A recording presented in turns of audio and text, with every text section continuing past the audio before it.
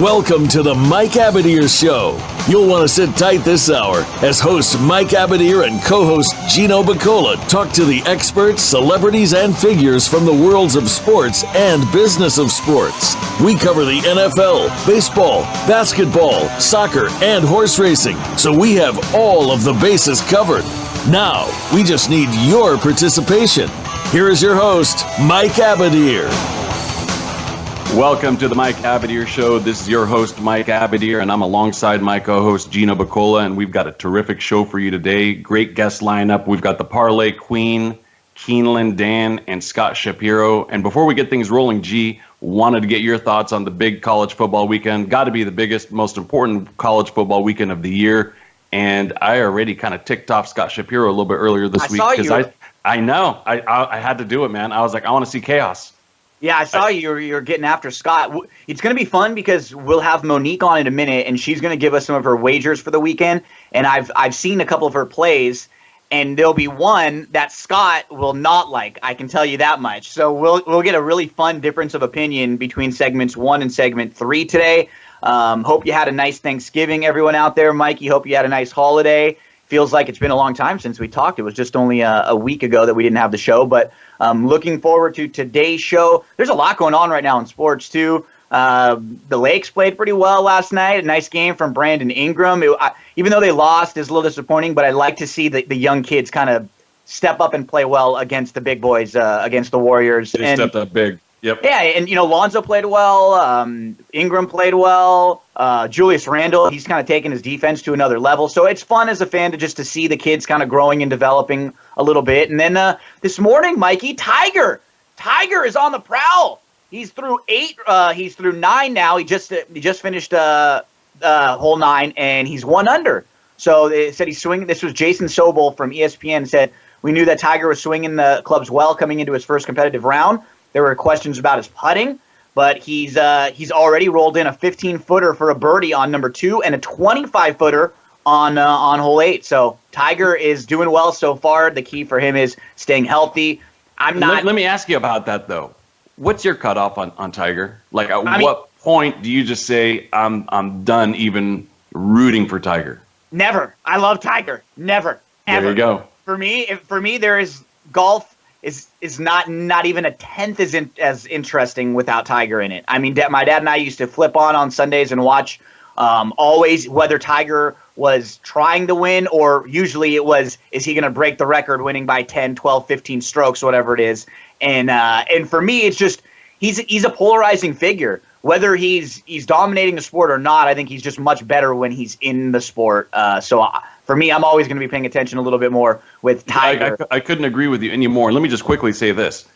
In my lifetime, the 3 most dominant athletes, we kind of got robbed of a full career from them. And those are Mike Tyson, Tiger Woods, and Bo Jackson. And that's for another show on another day, but I had to get that out there because we didn't get to see what they could do with over a longevity. You know what I mean? And I wish we had. And maybe we'll get a second act from Tiger here. You never know. I hope so. That'd be great. It'd be fun, and it'd be good conversation for us to have, especially on this show. And we're gonna bring in our first guest today, Monique from Covers. I've had the privilege of connecting with Monique over the last couple weeks, but I've followed her plays for quite a while. She does an excellent job. She lives up in Toronto. I'm telling you, Mike, I have never seen anything that Monique does not handicap or put a play in. I'm talking every sport you can possibly fathom to UFC. The only question I have for Monique, and we're going to bring her in right now, Monique, how about some WWE? I'm a huge wrestling fan. Do we ever get any WWE bets from you? Because if you need an insider, I can help you out there. I think I'm going to need some help with that one. And there's the one thing that I haven't ever bet on. And you know what? Now you're turning some ideas. I might be interested in that, but I'll definitely need some of your tips if you're willing to offer them.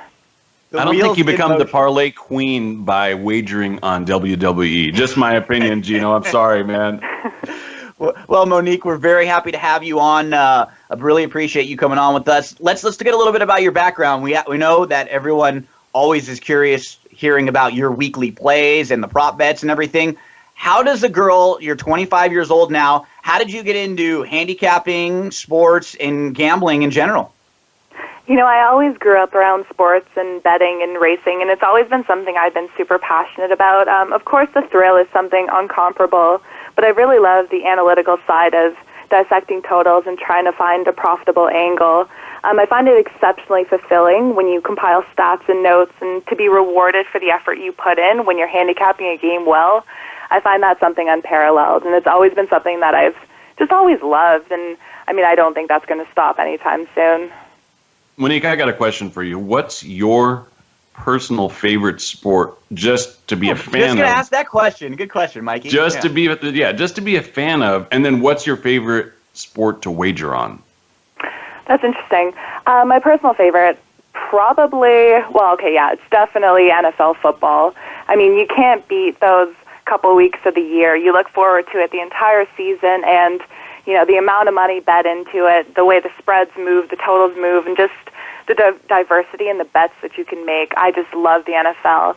And then my favorite to bet on, it's probably postseason hockey. I love it.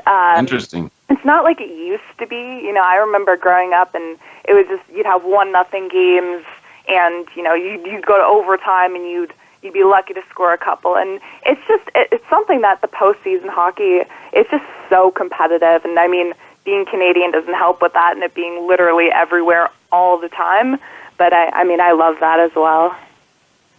We're here with Monique, a Parlay Queen. Monique did some work for Covers, videos every weekend, and as I mentioned, when Monique sent me some of her plays for today, we go through a little bit of everything. There's going to be some college football. There's going to be some NFL. She doesn't mind about spreads, over-unders, individual team totals, prop bets for total yards, touchdowns, all sorts of things. She really, really deep dives and handicaps it all. So you want to get into the plays for the weekend, Monique? Sure, yeah. Let's start right up at the top. Let's start with the SEC Championship, Georgia at Auburn. The 40-17 loss on November 11th by Georgia will definitely not happen again. I'd be shocked if it was anywhere near a blowout. It's so hard to prep to play the same team twice in one season. I think what it's going to boil down to is who can establish a run game. Both defenses are solid, and if turnovers are kept to a minimum, I wouldn't expect the same offensive fire show that you'd see with like a MAC championship game. So in that one, it's really hard to pick a side for me, but I'm liking the under 48.5. I don't think the line's going to move much at all, but I like that total. I think it's pretty solid. Yeah, and that's basically become a playoff win and you're in type game now. It would be a little crazy if Georgia wins, and then it kind of throws everything else into disarray. But Auburn's at the spot now. They are win and you're in. So we're going to go under the Georgia Auburn for Monique. Where are we heading next? Let's go to a less popular game. Let's go to South Alabama at New Mexico State. I think this game has blowout written all over it. I'm not sure South Alabama has recovered from their 52-0 blowout loss to the terrible 2-9 Georgia Southern last week. With no bowl game to play for and losing their head coach at the end of the season, I struggle to make a case that they'll come out with any effort. On the other hand, New Mexico State have looked good. Last week they looked good defensively, pairing that with an offense extra motivated. This is a game to play for a bowl game, and it leads me to believe that this game won't be taken lightly. So I'm leaning New Mexico State minus 9.5. Now, before we move on to the next game, when you're looking at the entire board, how do you arrive at a game like this? I mean, do you use any software, analytics that maybe help you kind of hone in on some of the point spreads that might be there may be some discrepancies, or where you feel that there's an opportunity, there's some value there, that type of thing? Yeah, I definitely think there's value there. I like to bet games where there's a little bit more incentive to play for, like some of the meaningless games, who really knows what's going to happen. But when there's an incentive and I can make a case that one team maybe has a little bit more desire to win, I tend to lean towards that. And this week for college football, there's a lot fewer games, so it's easier to actually go in and dissect them fully. So that's one of those games where, if I think it's going to be a blowout and I'm giving 9.5 points, I don't hesitate with a spread like that. Awesome. Great info there as to how Monique kind of arrives at some of the games that she's selecting. So we got the New Mexico State Bama was the next play. And then you're going to go to a game next, I think, where the team, they're going to be playing each other back-to-back weeks. Is that right? With Fresno State and Boise State? Yeah, they played each other last week, and Fresno State pulled off the 28-17 upset. Last season, this team went 1-11 and had 0 wins in conference play, so it's really impressive to see a turnaround like that. Last week versus Boise State, the Bulldogs racked up 431 yards of offense, and they also went 9 of 16 on third down conversions. So like Gina was mentioning, it's very interesting that these teams played last week, and they're going to meet again on December 2nd. So win or lose, that matchup is already determined. And I think it's one of those quintessential offense versus defense matchups. Both teams are looking ahead, and I would say give me the under and the points with Fresno State. So 8.5 and under 52. That's my hometown school, Fresno State. I'm from the Valley. I was waiting, Mike. I couldn't believe it took you so long to chime in. I had to say it. That's where I went to all my camps and everything. So, I'm a Fresno State fan deep down, and Tedford's done a great job there. I hope they could pull this off. I think if they can keep the game close with a good defensive play, I think they have a chance to pull off the back-to-backs, but it's tough to do that. It's very tough to do that. Do you think you have an unbiased opinion there, or are you a little bit biased that you think Fresno State could win outright, or would you say take the points as well? I would probably take the points to play it safe, but you never know in these games. There was a long time I remember where Boise State had Fresno State's number, and it didn't matter how good Fresno State was. It was going to come down to those two teams, and Boise State found a way to, crush Fresno State's spirits and hopes for many, many years in a row. So who knows? Maybe the tide has turned a little bit, and like I said, maybe Coach Tedford's turned that program around to the extent where they could take down Boise. Boise's not nearly as dominant as they were, in the last 10, 15 years. They've obviously been one of the Cinderella stories year in, year out, but not sure that they're quite that team anymore now that their head coach is over in Washington doing good things, or former head coach, I should say. And I believe you have one more college play, right, Monique? Oh, this is the one that Scott's going to love so much. Yep. I definitely like Ohio State. I saw it early and I grabbed it at 6, but I do think it's possible it goes down. Both of these teams are hoping to make the college football playoffs, but only one will likely get a chance, so I think doing so in style helps. I think Ohio State enters this game with a lot of confidence and momentum after going down 14-0 early to rivals Michigan and ended it off with a 24-6 late run. If I had to fault with Wisconsin, it's their inconsistency to play for the full 60 minutes. I don't necessarily trust this Wisconsin team who tends to have sluggish halves. And in games like this, I look for an X factor, and that's most definitely Ohio State quarterback Barrett. The spread is a total I like, but I wouldn't be surprised if it came down a little bit with speculations of the severity of the injury to Barrett and taking into account Wisconsin being undefeated. I like the game a lot. Should be really competitive. It's not my favorite play, but you got to get action on the Big Ten championship. Yeah, it is a great game too. These two teams have had a lot of history the last couple of years. Wisconsin's been kind of disrespected all year long because they really haven't played anyone. And Scott, we'll talk with him about it later. He's mentioned it a few times. He still has said, through some of his tweets, he didn't really know how good this team was. And you get an Ohio State team that is, hot and cold, and they're just super tough to trust. So what I love from Monique, we've got plays in the New Mexico State, South Alabama game, Fresno State, Boise, and the under there, Georgia, Auburn under, and Ohio State minus the 6 from versus Wisconsin in college. And then a couple NFL plays, and then a couple kind of tidbits about some games and players that you like this week too. Yeah, in NFL, the game I like the most this week are Colts at Jaguars.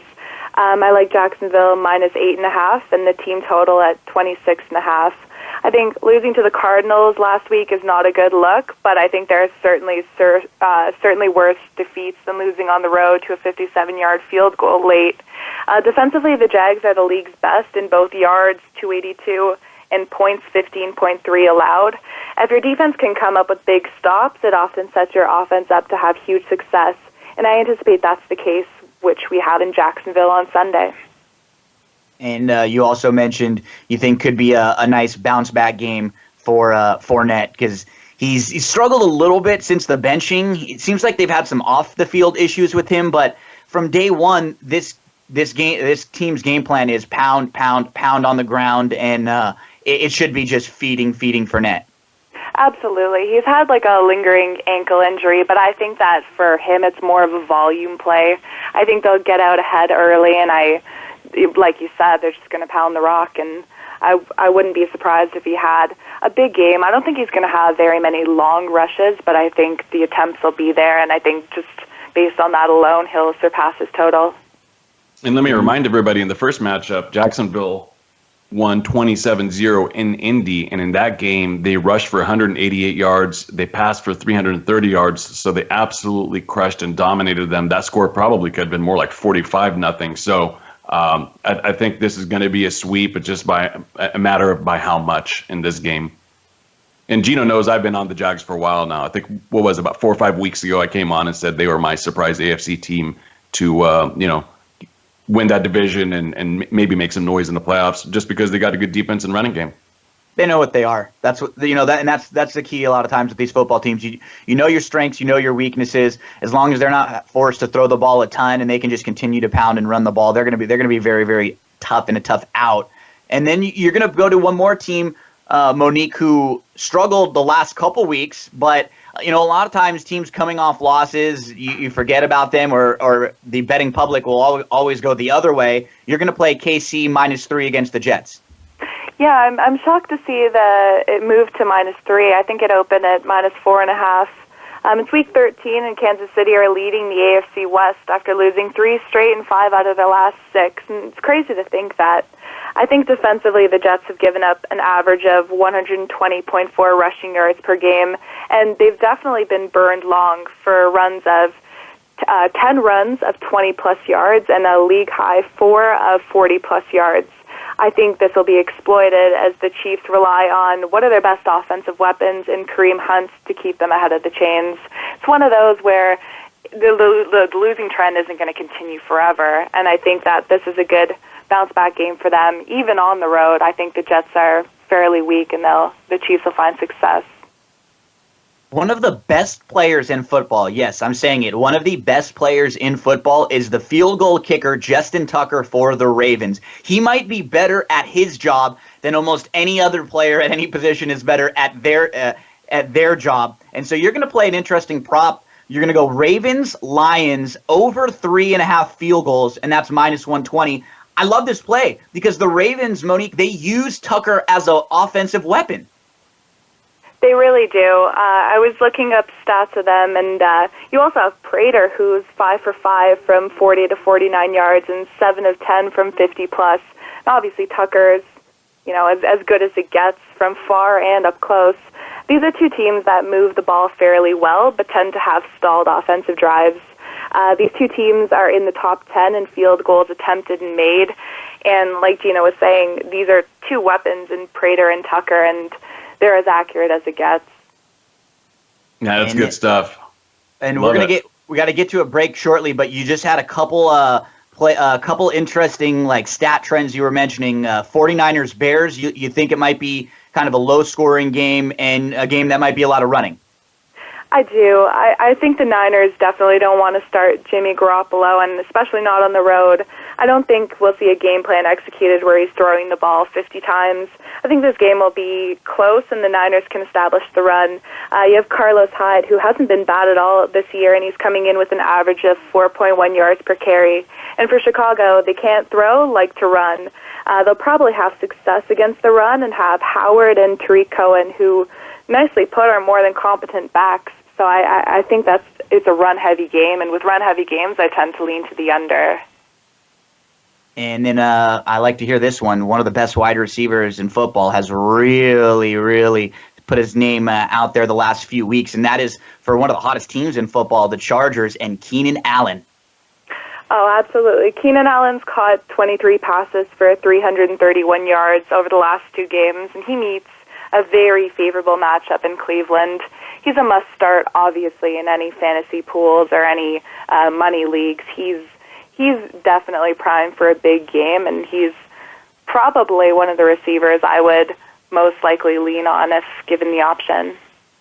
And then your last one, when you think Buffalo, a lot at the time you're thinking McCoy, pound the run, you're going to get a healthy dose of LaShawn. But the way that the game trend is against New England, you'd have to imagine that Buffalo will likely be coming from behind, probably needing to throw the ball to keep up. So you're not positive if it's going to be the best day for McCoy.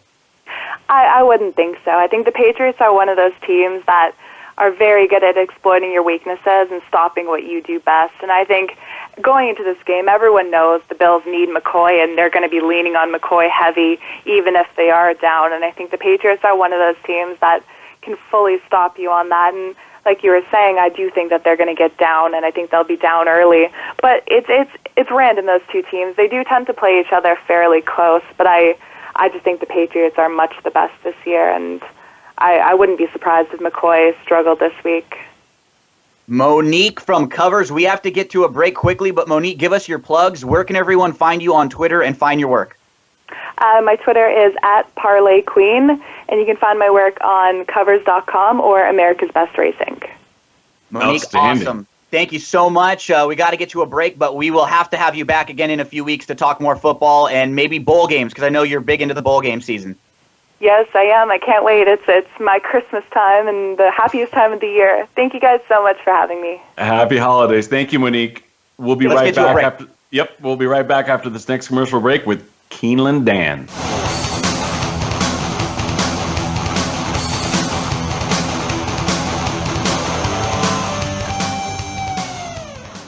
Think you've seen everything there is to see in online television? Let us surprise you. Visit voiceamerica.tv today for sports, health, business, and more on demand 24/7. If you're looking for more information on firearms and the shooting sports, check out Taking Stock with Kelly McMillan. Kelly is the owner of McMillan Fiberglass Stocks with over 40 years of experience. Now he's ready to share some industry luminaries and their perspectives with you. If you're interested in firearms, whether it be for shooting, for fun, competition, hunting, or self-defense, Kelly is here to share his wisdom and experience. Listen live for Taking Stock with Kelly McMillan, Fridays at 11 a.m. Pacific Time, 2 p.m. Eastern Time on the Voice America Sports Channel. Want to experience football from the perspective of 2 former players who also have coaching experience? Tune in to Sports Info UM with Daryl Oliver and Sam Sword. We'll talk about the drafts, play-by-play, and even what's happening in the offseason. Daryl and Sam have the connections and the knowledge to bring you the inside stories of the game's past, present, and future. We'll cover the camps, on and off field, and everything else, football and beyond. Sports Info UM is heard Mondays at 8 p.m. Eastern, 5 p.m. Pacific on the Voice America Sports Channel. Sports continues to grow and evolve to ever-increasing prominence in today's society. On All Around Sports, host John Inglesby will connect with the leading newsmakers from the sports world, including players, owners, and fellow sports journalists, discussing the top news and events that are relevant to sports today. John will also report from and offer his experience of the world's top sports events. Tune in to All Around Sports with John Inglesby on Mondays at 1 p.m. Eastern Time, 10 a.m. Pacific on the Voice America Sports Channel. Your internet flagship station for sports, Voice America Sports.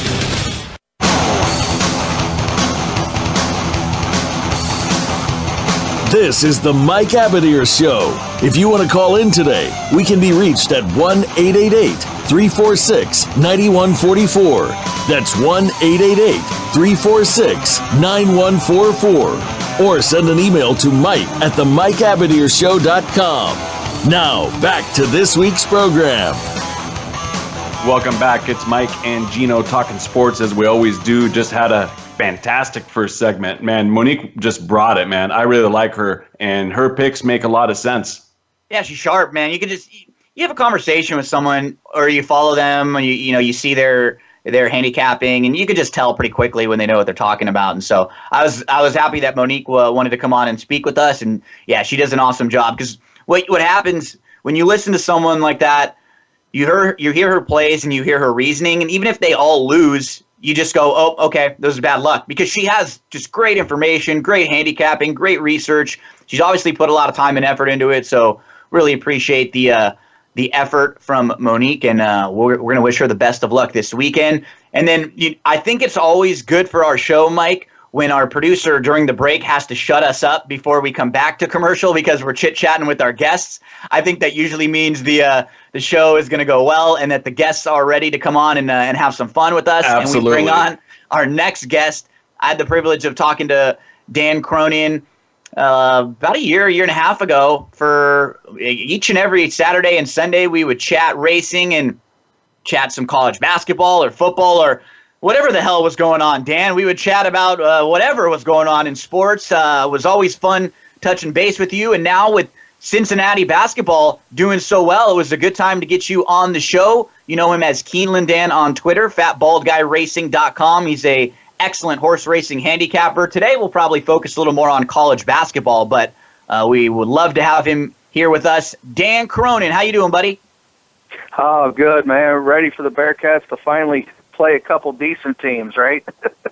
They got a tough part of the schedule coming up early, but you get them cupcakes out of the way, you pad your record a little bit, and now you find out how good you are.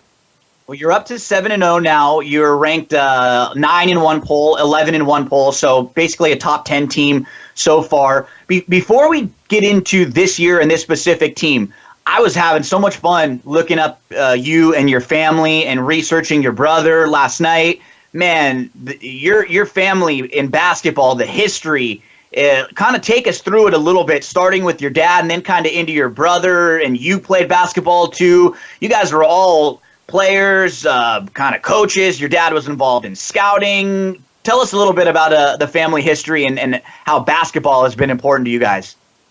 Yeah, it's kind of crazy. We grew up at the gym, Mick and I. He's 2 years younger than me and 2 grades behind me, and I mean, we grew up, we were the 2 little guys at the gym every day with my dad. He was the head basketball coach at Roger Bacon High School first, and then over at Oak Hills High School after that, and won over 300 games. And, he's in, we joke with him, we call him Hall of Fame Hep. He's in so many daggone Hall of Fames around here. We can't keep it straight. He's in the Scouting Hall of Fame for Major League Baseball. He's in the High School Basketball Coaches Hall of Fame here in Ohio and Cincinnati, and so we just grew up around it. And the funny thing is the whole baseball scouting and basketball thing correlates so well when you're trying to figure out talent levels.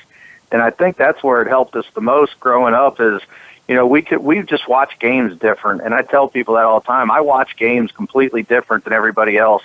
I've just been programmed since I was a midget to just look for talent levels and to try to differentiate, what high school kid's going to be better in 3 years and what freshman might be able to translate into a really good senior, that kind of stuff. And, I played at LaSalle High School and my brother played behind me. And it's ironic you had me on this week because of I always joke about this because the local media don't care about this, but I think it's a pretty funny story is I grew up playing for a select team called Northside KFC.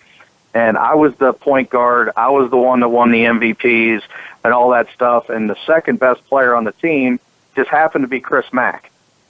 And from 4th grade to 8th grade, Chris Mack was like the second fiddle. We were the Jordan and Pippen of Cincinnati, winning all the tournaments, winning all the games, all the Little League stuff throughout the state and all that stuff. And then Chris went on and played at St. X or St. Xavier. I played at LaSalle. We were arch rivals all the way through high school, all the way down to the last game our senior year.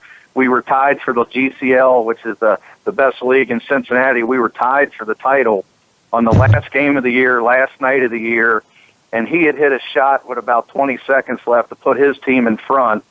We held the ball for the last shot, and I drilled the buzzer shot to win it, to win the league, to win the championship, the big celebration on the floor, swinging from the rim, all that crazy stuff. And 25 years later, every time I see him, the first thing that's out of both of our mouths is, you charged, you guys cheated us, you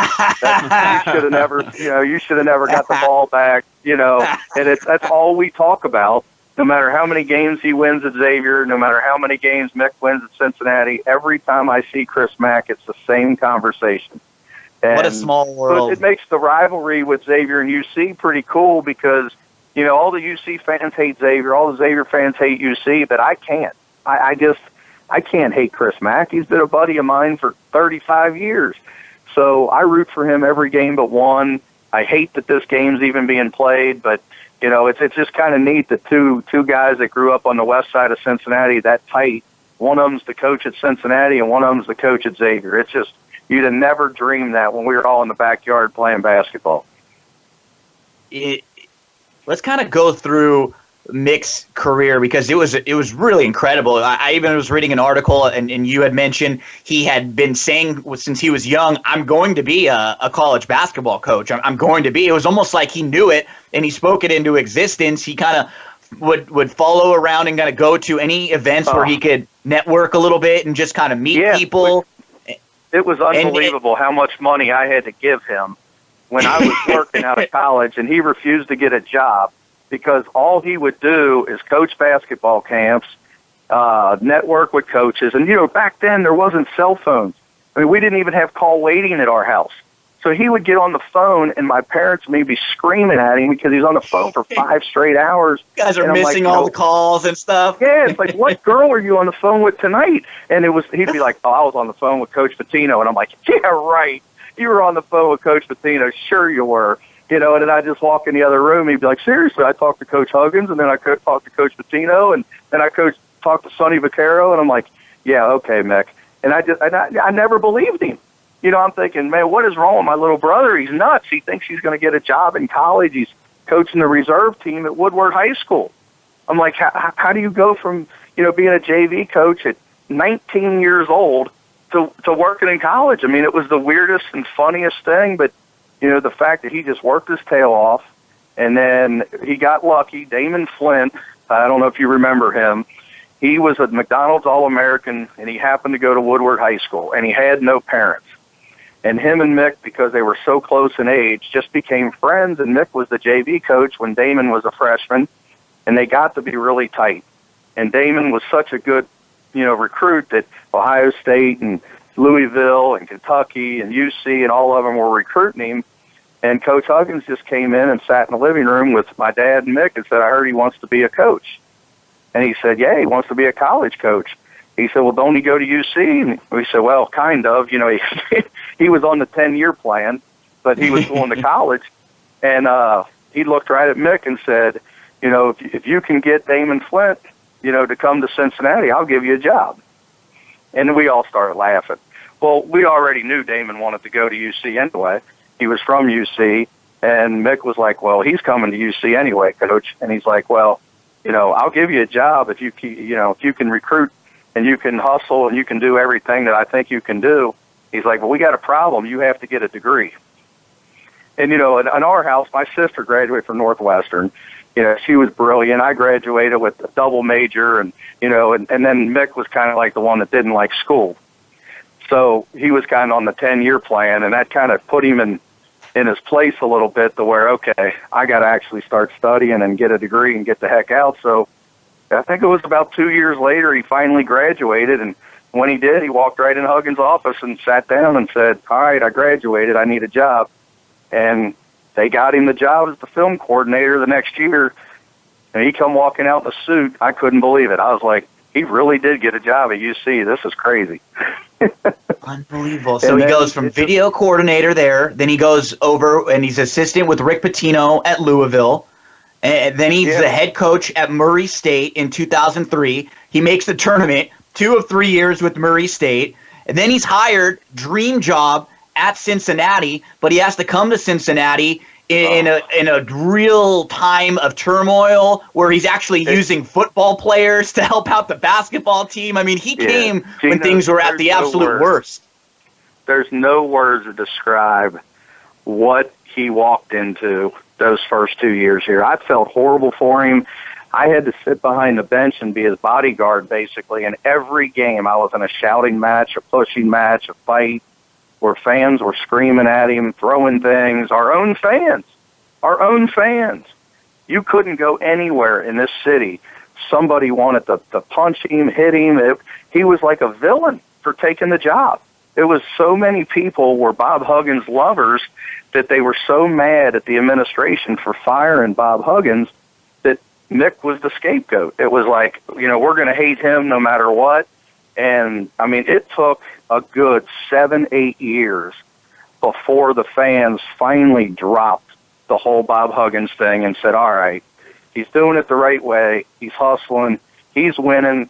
He's not leaving for every offer that comes along, like every football coach that's ever been at Cincinnati. And they finally realized that we got a guy that's going to be here for the rest of his life. Let's get behind him. Let's come to games, and let's root for him instead of against him.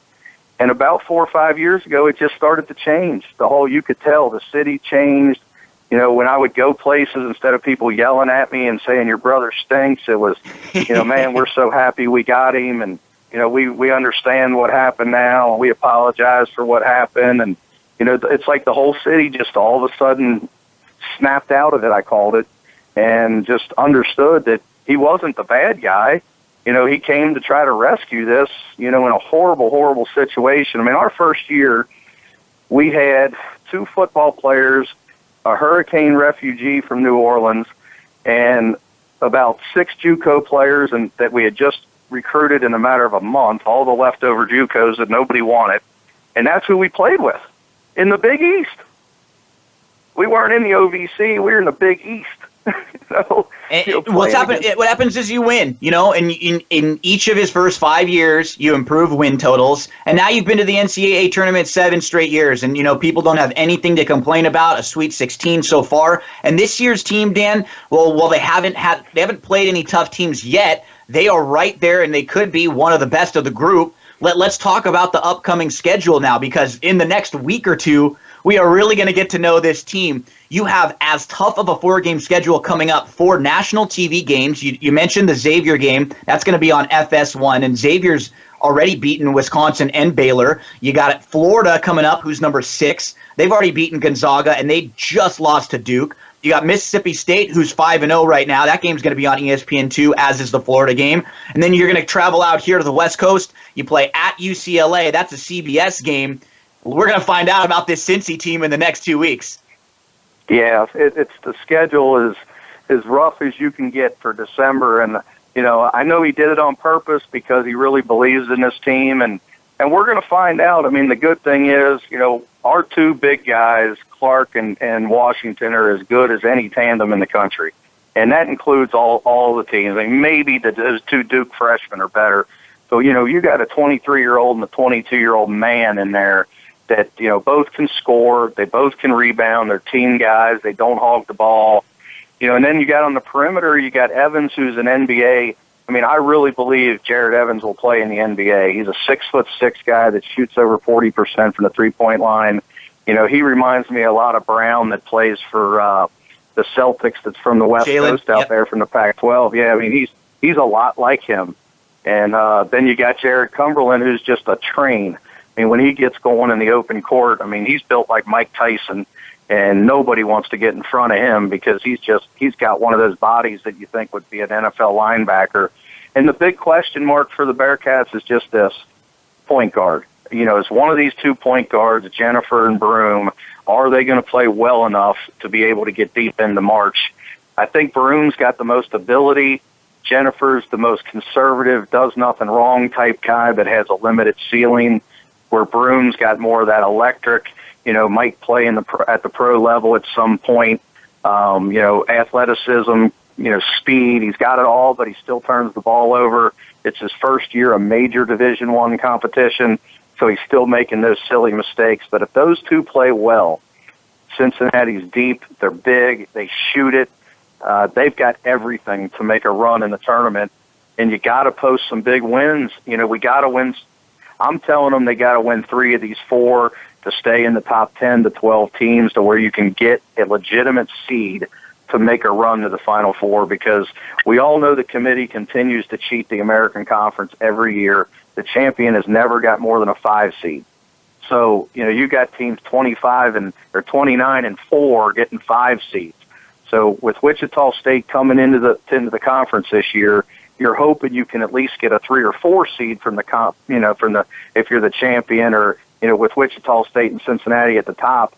If you finish first or second, can you get a 3 seed? Then you got a chance to really advance. Where if you're a 6 seed or a 5 seed, let's face it, you're up against it from the jump, because you're going to play one of the better teams in the country in the second round, and it's just hard. It's hard to make that run unless somebody gets upset. So that's what all these next 4 games is about, is trying to position yourself nationally. And Xavier never loses at the Cintas. Florida is one of the best teams I've seen this year. They are really, really good. Their point guard's really good. And then UCLA, I know UCLA is a little shorthanded right now, but they got 5 guys averaging double figures. So, who do you key on? It doesn't seem like they want to use their bench too much, but Holiday and Wilkes and Welsh, those guys are nice players. So it's going to be a fight, but we'll find out real quick how good are the Bearcats. The 3rd, 4th, 5th best team in the country, or are they 15th? We're going to find out in the next 2 weeks. Very key stretch, Dan, and only because we got 30 seconds left in this segment here, I want to talk a little bit about Fat Bald Guy Racing. Do you have any selections that you're interested in for this upcoming weekend or this stretch of time? Yeah, as you know, I do Turfway Park, all year, and then I do Gulfstream too, and that don't start till Saturday. So I'm still diving in with Gulfstream, but Turfway, there's a horse Friday night named Marquise Cowgal that's 6 for 6 at Turfway, and they got this horse 7-2 on the line in this little stakes race Friday night. So if you're looking at Turfway Friday night, if you can get anywhere near 7-2 on Marquise Cowgal, I think that's a big time play. And for the people out there that don't bet Turfway a lot, I tell everybody, stay away from the rail, take those horses in the 6, 7, 8, 9 hole sprinting, and you'll have a big time chance to cash some tickets, because that track's as biased as you can possibly. It's almost as bad as Del Mar was for Breeders' Cup. If you're on the inside at Turfway, you just can't win. And give us your plugs, Dan. Outside, and you got a big chance. Give us your plugs, Dan. Where can we find you, your website, and on Twitter? Yeah, fatballguyracing.com. We've got all kinds of deals going on right now, and if anybody's listening to the show that wants to try us out, just email me at dan@fatballguyracing.com, and we'll comp you for a day so you can get used to us, see our picks, see how we do things. And then on Twitter, I tell everybody, I'll talk to anybody that doesn't try to attack. You don't attack me and you don't attack others. Just have fun and talk, and we can talk. It's Keeneland Dan at Fatball Guy Racing. I will respond to you if you talk to me about basketball, horses, whatever. I love talking. Awesome, Dan. We'll have to get you on after the first round of conference play, and then we can really break everything that we've seen down so far during the season. Absolutely. I love talking about that S-curve for the March Madness. That's one of my favorite things to dive into. I love talking with you, too. So we'll talk a lot of tournaments. Again, we'll have you back on. Thanks a lot, Keeneland Dan. We'll talk to you soon. We got to get to a quick break here. Thanks, Dan. Right, we'll be back with Scott Shapiro.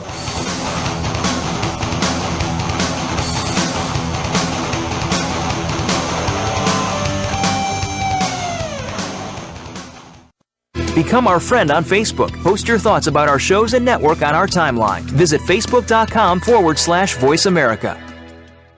Okay, sports fans, here's your opportunity to discuss football, America's favorite sport. On an annual basis, millions of people attend, watch, and listen to football, both pro and college. Ray Ellis Sports, an internet talk radio show, was developed with the fan in mind. Join host, former Philadelphia Eagles and Cleveland Browns strong safety Ray Ellis on Voice America Sports every Tuesday at 1 p.m. Pacific for exciting, interactive football discussions from the fans' perspective. Tune in every Tuesday at 1 p.m. Pacific to Ray Ellis Sports right here on the Voice America Network, and let's talk football. We're talking Western Ambush this week on The Revolution with Jim and Trav, taking a closer look at all the amazing big game hunting opportunities found in the Western states. Joining us is Jason Matzinger, host of Into High Country, Jill Gechter from Cinch Jeans, Dean Capuano of Sawarski Optic Quest, and Freddie Hartice of Hollywood Hunter. It's presented by Outdoor Channel, Sportsman Channel, World Fishing Network, and My Outdoor TV. Friday afternoons at 1 Pacific Time on the Voice America Sports Channel. Get ready for the Get Down with Hurley Brown. Want to get inside of the minds of the players and coaches? We'll talk everything sports, but with a focus on the NFL, NBA, and college football. We'll review and preview the week's big games. We'll talk about the draft choices and free agents and go inside the teams for news, recruiting, and what's next from the colleges to the pro teams. It's the Get Down with Hurley Brown. Tuesdays at 3 p.m. Eastern Time, 12 noon Pacific on Voice America Sports.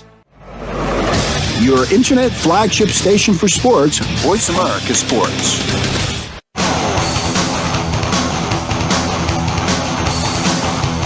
This is the Mike Abadir Show. If you want to call in today, we can be reached at 1-888-346-9144. That's 1-888-346-9144. Or send an email to mike@themikeabadirshow.com. Now, back to this week's program. Welcome back, everybody. Mike and Gino talking sports, and going to be joined now by Twin Spires and BrizNet.com's handicapper analyst, Scott Shapiro. Good morning, Scott. What's going on, Scotty? Good morning, gentlemen. Good to be back. Yes, sir. And before we get to any horse racing, let's go right into college football. What do you think? Yeah, biggest game, I guess, in school history. Kind of hard to compare, back to the days when I was at school when we made the Rose Bowl for the first time in like 50 years. That felt like the biggest. But now having this kind of opportunity to get involved in a national championship picture and just the way that they've shaped college football, to get into a playoff would be, to me, the biggest win in school history. And just looking forward to Saturday. And for those who don't know, who he's referring to is the Wisconsin Badgers. Scott is a diehard fan. He's objective, though, so he'll give us some objective analysis here. And I was kind of giving him a little bit of a hard time earlier during the week, telling him that I was rooting for chaos, and we will see if that comes to fruition or not. But big week must be the biggest weekend of the year in college football. So let's get right to it. What do you think of this Wisconsin-Ohio State matchup? Well, Mike, I think it's one of the harder games to analyze on the board this week because, everyone makes the assumption that Wisconsin isn't as good as their record because of the obvious weak schedule. We haven't played, we got to avoid playing Michigan State and Penn State, haven't played Ohio State yet. So right there, it makes it pretty difficult. But on the other hand, to play optimist, we've handled all of our opponents. I know Monique mentioned earlier that we haven't been consistent through 60 minutes, but I don't know too many college teams that are on a consistently, outside of maybe the top couple every week. And we do have a great defense and a strong running game. And I just think that this should be a close game if we can avoid turnovers and maybe win the turnover battle. If we turn the ball over like we have in some of these games against lesser competition, I'm sure Ohio State's going to make us pay.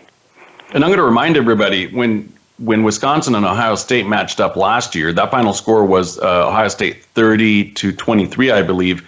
But at halftime, Wisconsin was actually up 16-6 and, seemed to kind of control the game, and Ohio State was able to kind of chip away. But it was a lot more evenly matched than people thought. I think Ohio State was maybe a 10-point favorite for that game. So I would think that if anybody's overlooking Wisconsin because of their schedule, they're probably going to be dead wrong. I would suspect that this is going to be a pretty close matchup. Yeah, and I think people, last year we had one of the couple hardest schedules in the country. I don't remember anybody feeling bad for us. So right, yeah. We knew going into last year it was going to be tough. I have a hard time differentiating between which team I think is better. I think this defense is probably better. But we did have T.J. Watt on that team, and we did lose Jack Sitchie to injury, unfortunately. But Ohio State has owned us. That's the thing. They've won 5 straight against us. And last year we looked to really have that game under control, and then J.T. Barrett and the Buckeyes kind of took us to school in the second half. I'm optimistic because I'm a fan, but this is not a game that I want to really get involved in from a wagering perspective. I don't know if you guys have a stronger opinion. Yeah, no, I think for me, this weekend is all about being a fan and watching. That's for me personally. What do you think, G? Yeah, I would lean towards. I think it's going to be a close game. So I would definitely play Wisconsin, and that is because I think the key is, as Scott had kind of mentioned, we don't know how good Wisconsin is. We really don't. That's the problem. Is that they didn't really get. They didn't look bad against the weaker teams. They handled their business. They did what they were supposed to do all year long. They took care of, the weaker teams. They overmatched the competition that looked overmatched on paper. So, this is a team that can run the ball well. They play defense. They can move the sticks too. Jonathan Taylor is excellent. Yeah, I think it's going to be close. So, this is going to be fun because we do have 4 games that really matter. This Wisconsin-Ohio State game, and then Clemson, Miami in the ACC title, the SEC title, Auburn, Georgia, and the Big 12 title, Oklahoma, TCU. Any opinion? Doesn't even have to be with the spread, just kind of for or against in any of those games, Scott? Yeah, I mean, I think the Georgia-Auburn game's interesting. I mean, Auburn has looked like a world beaters of late, especially 2 games at home, one against Georgia, and of course, most recently against Alabama. But to me, playing, in a neutral field, granted it's in the it's the Mercedes-Benz Stadium, the new place. But it's in Atlanta, but Auburn, if you don't know the geography too well down there, Auburn is certainly within driving distance, so it shouldn't be an overly, home court advantage or home field advantage for Georgia. But to me, it's not only hard, like you guys suggested earlier, to beat a good team twice, but to play on the road is going to be different. They've had so much momentum and energy in their games, in the last 2 big games. I think Georgia's a damn good team, and I side with Georgia being able to figure out a way to win this one and knock Auburn off the out of the playoff. So I think the big question is going to be this: for the most part, does the winner of each of the conference championships get in? In other words, if Miami beats Clemson, are they in? I don't know how they wouldn't be. I mean, I don't know. Yeah, they'd have to be. It's just, to me, you're using the eye test way too much. If a one-loss Miami team beats Clemson, you had them number 2 before that loss to Pitt. I don't know how they don't replace Clemson in there. I know Clemson has all the top 40 wins, but to me, they lost to Syracuse. I know everybody likes to use the excuse that they lost their quarterback in that game, but they were getting beaten. They were getting beaten down, by Syracuse, who's an awful team, and they carried them before he went down. So to me, if Clemson had 0 losses, I could see the case to keep them in. I think the winner of that game gets in, and I think the same is obviously true of the SEC and quite possibly the Big Ten.